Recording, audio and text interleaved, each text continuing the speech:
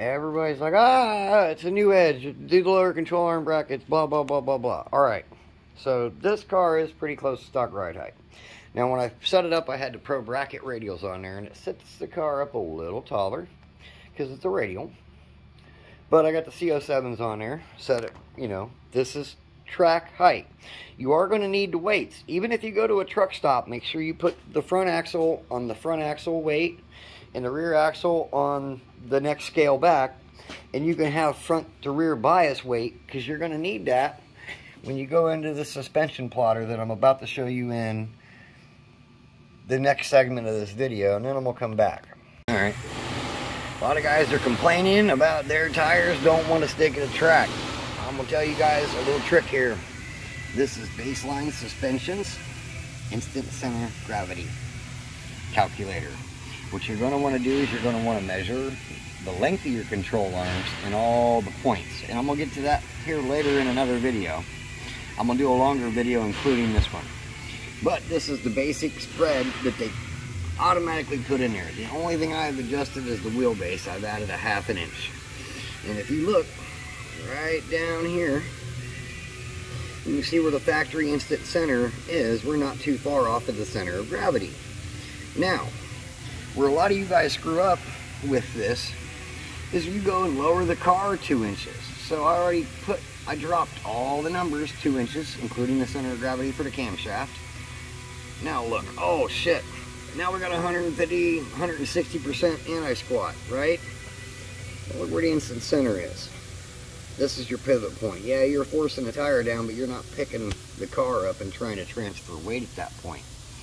So let's do, okay, everybody does a lower control arm trick, blah, blah, blah, blah, blah.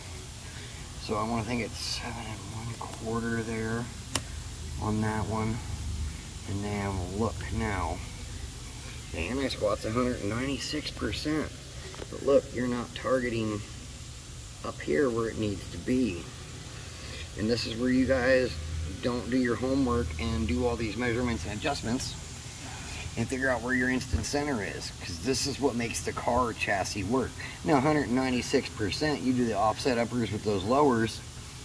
I want to think, let's see if we put it in the bottom hole, was 6.5 or something like that. I want to think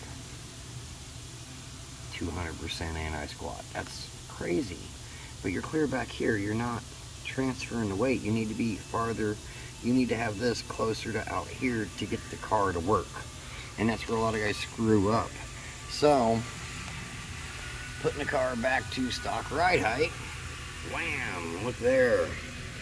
This is where you guys need to effectively bring this dot forward and up. Yeah, you want more anti-squat. Anti-squat's great.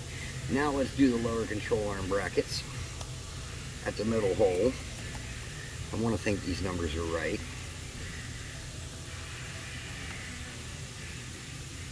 It shoots it back. Yeah, and it gives you more anti-squat, so it's forcing the tire down, but you're not picking the car up to transfer the weight back. And that's fine. But you're going to have to figure out what works for your setup. My car's a little nose heavy, and my camshaft's position's a lot different. But I'll cover this later in the other part of the video, because you need to figure out your instant center. You need to get this as close to here as you can. That's why the adjustable uppers are the thing. Yes, I understand everybody does the lowers. I had the offset uppers in the stock, and I had like 135% anti-squat. And now I've got like 150. But, you know, I'm looking more there instead of shortened there. And this is where, you know, I want to think, let's try the top hole, 158% anti-squat. And the car is going to work better here because we're closer to this dot. This is where the center of gravity is in the car. But we also got to scale the car and know what the car weighs. And this is where measuring and doing all this stuff matters. Now that we backed away from that, that was a general example. Because when you first pull up the calculator, it just has these random numbers in there, and honestly the control arm lengths are wrong for our cars. That's why you see me add a 1/2 inch to the wheelbase. And, you know, I've got down, like, here's my ride height. Here's the weight, front, upper. I got all the torque box measurements. And, of course, I got the 3 holes in the control arm brackets. So I can sit there and play with the calculator and go, okay, where do I need to move it? That's how I took out the TMZ offset uppers when I did the lowers on this. And why I did that. But you need to set your ride height. And you need to scale the car with the driver, and you need to have it race ready, full of fluids, all that jazz. You need to figure out setting your anti-roll bar, square in the rear end under the car. And I've also learned that you can play with the rear left and right weight just by turning one control arm, one flat, 2 flats. You can put more pressure on the driver rear corner. Now, my car is heavy on the driver's side already, so I actually had to put one full round in the A or B in mine, and my car goes straight. Now, the next passes are going to be the real deal, because I'm going to give it all the sauce when it comes out. But you guys need to do the math, do the measuring. I haven't seen too many of these cars at the stock ride height, and you know what? I don't have a stock car with your wheel and tire combo on it to sit here and measure them. You're going to have to get under the car and measure the control arm mounting points. Front upper, upper rear, front lower. So that way you can put all those numbers in there. And like I said, you're going to need the car weight. And the center of gravity is going to be different, you know, because this is Fox body. But mine's a big block, and my center of gravity is like up here instead of right there. So I try to get this dot out as far as I can. The thing a lot of guys misinterpret is do the adjustable upper torque boxes. You move those upper control, you move this front upper control arm point up. Where's the front upper here? We'll go, just to go an inch higher. Watch what it does with the instant center. Here, oh look, it reduced the anti-squat. Damn, look, it put it clear up there.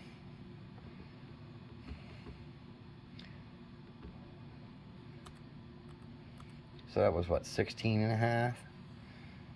Let's put it back to, you know, 17 even. Oh, we got our anti-squat back, and look, our dot's clear up here, so now we're picking that up. You move this dot around on here, you know, because anti-squat is the thing that's forcing the tire down with the weight of the car. And this is where bar angles are everything. There's a ton of videos out here to do this stuff and covers the stuff. I'm just giving you guys an example so you can understand it, and showing you the roadmap to get the baseline suspensions instant center calculator. Now you can order their offset upper control arms. You can plot your stuff, get under the car and measure the exact points. There's tons of videos out there for the stuff. This car is working great. Get your ride height, get it scaled, and you know, you got to get under there and do the measurements. Measure the control arm lengths and make sure you put all that stuff in there so that way you have it. Because I've been through this several times. I went through it a couple times just to make sure everything was right. And get you a notepad and write down, you know, all your, it's like I know fender height with the driver in it. I know the weight of the car. This car is heavy. It's 3,500 pounds. And sit down and do the work, and your car works. And that's all I'm going to say. I know somebody said, oh, my tires are spinning. Okay, that's fine. Let's plot it out. What kind of tire are you running to? You know, so that's you got to keep in mind. Are you running a radial, or are you running, you know, this is a stiff wall slick. So I can get it to react like a radial on a bad surface. That was the whole point of this car. But I left these on instead of doing the pro bracket radials at the radial prep, because I wanted to make sure the car was going to hurt, and I didn't want to be knocking the tire. Everybody was knocking the tires off that day. So I left the slicks on instead of the pro bracket radials. Those are really soft. You don't need a big burnout on those. They are not a DOT tire. Neither are those. But I've got 2 sets. I've got worn out 275s for dyno use, and then I've got the ET, or the QuickTime Pro Hoosiers that were on the car before as well, and those work really well too. So you got to keep that in mind. But moving, yeah, everybody does the lowers, go to the middle bolt hole. Okay, but what's your ride height? Because that's going to affect where the instant center lands and all that stuff. If the car is lowered, we already noticed that it goes back. Yeah, it gives us a lot more anti-squat, and it forces the tire down, but if you're just picking the back of the car, if you're not transferring the weight back, that's why you're knocking the tires off, guys. So hopefully this will help you guys. And if you have questions, just inbox me on Facebook, because I'm doing this for the one group, because everybody's got a new edge, and mine's working.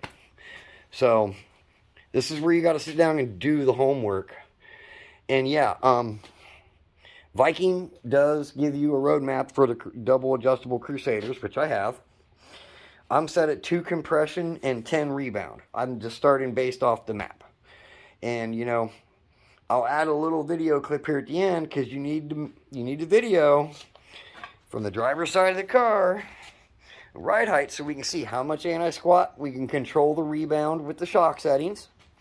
We can control the front with travel limiters and, you know, shock settings. I only have a single adjustable up front and the double adjustable Viking Crusaders in the rears.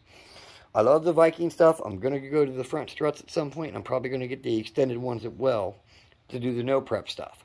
But right now I'm focused on the prep track stuff and slightly not so good surface track stuff. So got to start cutting my teeth with this thing. This thing is retarded. So I hope this helps you guys. If you guys need help, inbox me, comment on here, email me, gearhead.rob@gmail.